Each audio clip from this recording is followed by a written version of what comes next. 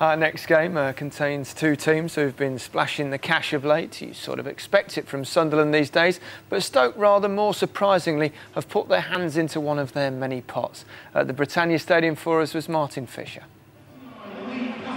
Stoke City have spent a cool £10 million over the last 48 hours, but new boys Tunshaugh and Huth start life at the Britannia on the bench.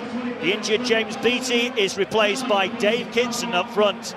Craig Gordon is back in goal for Sunderland. Nyron Nosworthy at centre-half for Danny Collins. Amongst the subs today, expect to join Stoke next week. Nosworthy against Kitson.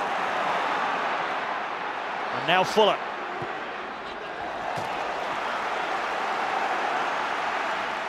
Bardsley convinced that that came off the Stoke City man last. Shawcross ambles forward for Stoke City. Another arrow coming in from Rory Delap. And over the crossbar from the falling figure of Kitson. Sunderland didn't impress a week ago defending set pieces against Blackburn, and they're struggling again here. Kitson failed to keep it down. Now Richardson. Losing Wilkinson again.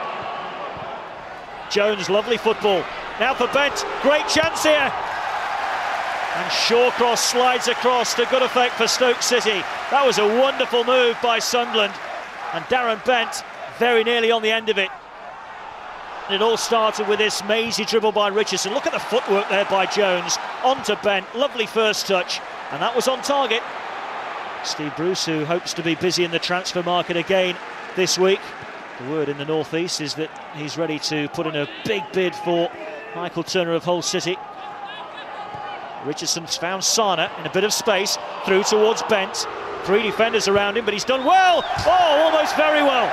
He's been feeding off little more than scraps throughout this half so far. But look at how well he did here to shake off three defenders and curl that one towards goal.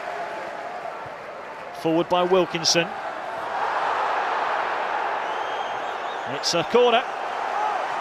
Nosworthy against Shawcross. 3 minutes of the first half remain. Whelan standing just in front of the goalkeeper. Others in red and white ready to attack it. Cleared by Bent. Back in by Higginbottom. Kitson's got a touch. Catamore can't clear. Kitson! Goal! His first goal for the club in the Premier League. A scrappy goal, certainly. But who cares if you're a Stoke City fan? Back in here by Higginbottom. Sunderland couldn't get it clear. Off Catamore's thigh.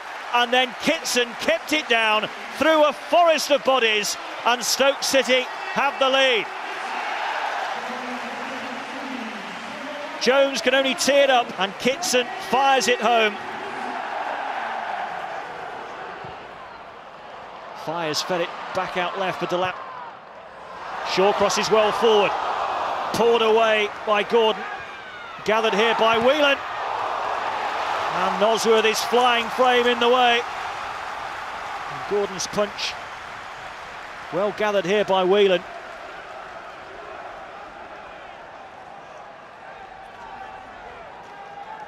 First corner of the second half. Stoke have started really brightly. Etherington. Cleared by Bent. Hammered in by Lawrence. And away by Bardsley. Lawrence against Sana. Catamole to try and clear. And Sunderland really struggling here to get any distance in any of their clearances. And Lawrence close here to scoring against his former club. Hit it first time, and that was bottom corner, but for Bardsley. Well, Stoke City have one of their summer signings. Tunshaugh warming up. Tony Pulis, maybe he's pondering now. That's the best time to bring on the Turk.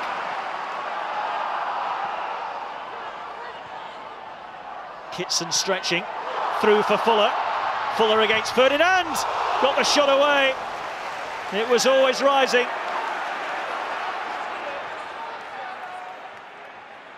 Bardsley, a very crowded penalty area. It'll fall for Reid on his weaker right side, so readjusts in towards Jones. And for whatever reason, Jones didn't jump.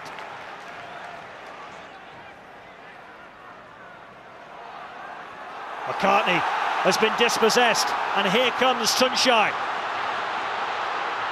Carried it a long way, and he's still managed to find Kitson. The only ball in.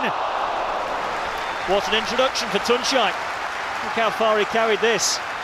Best part of 40, maybe even 50 yards. And see what Tunçay might just add to this Stoke City team. A little bit more guile in the final third. It was a tough game today, and I have to say that, you know, Sunderland have got the artillery to cause any team's problems. So to come off the pitch with a clean sheet, you know, we're delighted. In the second half, we were spirited. We missed that final delivery into the box, and the final thing let us down a little bit. But until we remedy to defend our box better, then we're going to have days like today. Usually your managerial career, it's all been about managing on a shoestring, and you've suddenly found 10 million from somewhere to spend on 2 players and then stick them on the bench for the first game. Yeah, it's good, isn't it? No, they're great. They're great deals. Tunçay has got fantastic ability. He's come on and calmed the game down for us. And I think Robert's got great potential to be as good a centre half as anybody. You know, if we do get him fit and he gets in the team and plays well, you know, we could have a German international on our hands, which would be lovely. Captain of Turkey and a German international at the Britannia, not bad, eh? Heady days at Stoke and up to 4th in the Premier League, your former club. Unbelievable. Well, they had a brilliant record at home last year. I think 2nd or 3rd best record at home, and they've started again, 2 wins at home. And they've got, you know, you look at their squad, they've got strength in depth now. And Peter Coates, great chairman to have if he's going to provide Tony Pulis with some money to increase the size of the squad, and they have done, and they're a force to be reckoned with. Has it got to the stage where we don't even have to count them as a relegation candidate? Bit early, but I think probably, yeah, I think you could say that now, yeah. Definitely. I think look at the quality of the players he's signed since last January, halfway up the league. And does the same stand true for Sunderland, do you feel? Yeah, I feel that. I think most definitely. And I don't think Steve Bruce is finished. I think he'll still be doing a bit of shopping over the bank holiday as well. So they'll be all right. And look like they might score goals as well, Sunderland. Definitely score goals. Although that didn't quite happen. I hope Robert Huth is fit, because he just paid £5.5 or £6 million for him. If we get him fit. If we get him fit, yeah.